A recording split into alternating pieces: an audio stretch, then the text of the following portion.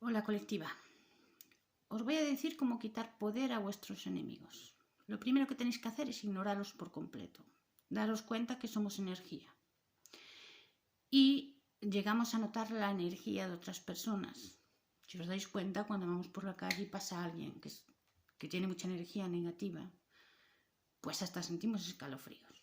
Pues con los enemigos, aunque estén a distancia, es lo mismo. Si tú les das poder, van a conseguir hacerte daño. Pero si tú no les das poder, no pueden hacerte nada. ¿Y cómo no darle poder a los enemigos? 1. Sigue brillando. 2. Sigue teniendo éxito.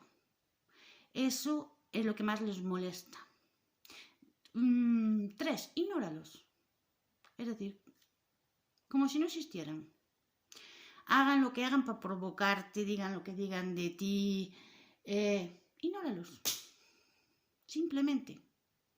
Si tú recibes una mala vibra, digamos, un insulto, o te dicen algo en ese mismo momento, tú te sientes molesta, le estás dando poder sobre ti.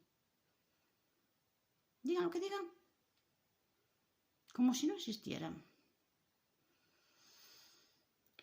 La ignorancia les duele mucho, porque esa gente necesita tener reconocimiento y ser valorada por los demás.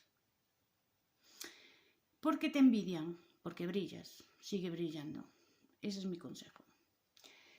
¿Cómo quitarles poder? Ignorándolos por completo. Por mucho que te insulten, por mucho que te copien, por mucho que te imiten, por mucho que quieran ser como tú, estar en la suela de tus zapatos, no lo van a conseguir nunca. Ni en 3000 vidas, vamos. Por eso que lo mejor que puedes hacer es ignorarlos. Es lo que más les molesta, que les quites poder.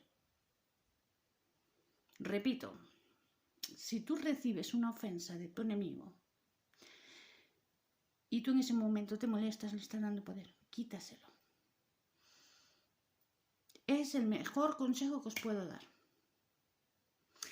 Porque si tú le quitas poder, no pueden acceder a tu energía. Por mucho que hagan trabajos, o por mucho que te insulten, porque al fin y al cabo, en esta vida, por desgracia, hay mucha gente que habla mal de otros y siempre están criticando. Son